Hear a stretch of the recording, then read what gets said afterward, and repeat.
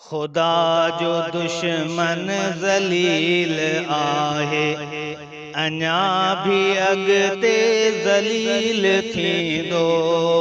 खुदा जो दुश्मन ज़लील आहे, अञा भी अॻिते ज़लील थींदो। इन्हीअ लाइ दोज़ख़ तयारु आहे, जीअं ई मरंदो त उन में किरंदो। खुदा जो दुश्मन ज़लील आहे, अञा भी अॻिते ज़लील थींदो। बेशरम माण्हू अमर जे नाले बणियो आ गुस्ताख़ पाक रब जो। बेशरम माण्हू अमर जे नाले बणियो आ गुस्ताख़ पाक रब जो। किने नस्ल जो हरामी माण्हू, किने नस्ल जो हरामी माण्हू, किनूं थी मरंदो किनूं थी उथंदो। खुदा जो दुश्मन ज़लील आहे, अञा भी अॻिते ज़लील थींदो। थो जेको उन जी करे हिमायत, उहो बि उन जहिड़ो आ हरामी। थो करे उन जी जेको हिमायत, उहो बि उन जहिड़ो आ हरामी।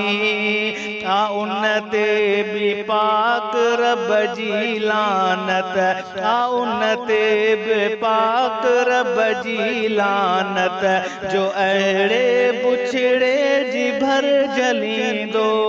खुदा जो दुश्मन ज़लील आहे, अञा भी अॻिते ज़लील थींदो। इन्हीअ लाइ दोज़ख़ तयारु आहे, जीअं ई मरंदो त उन में किरंदो।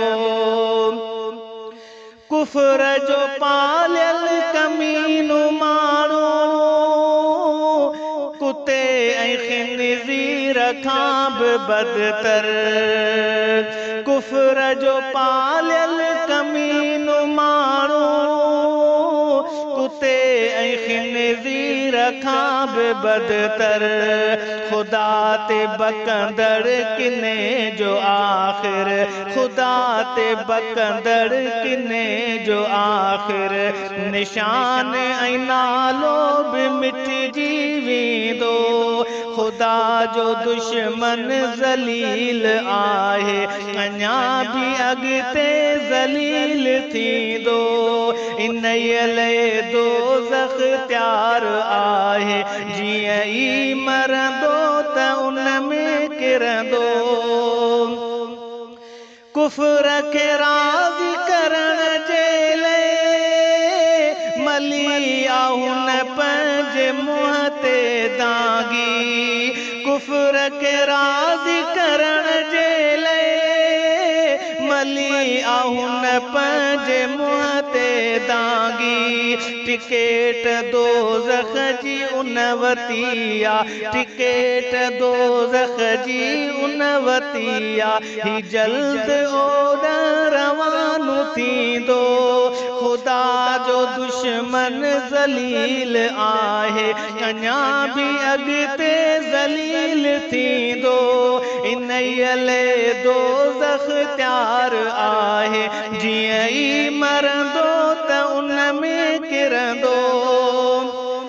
अगर जे हिकमत साम्हूं आयो त सर सलामत, अगर जे हिकमत साम्हूं आयो त सर सलामत न उन जो रहंदो।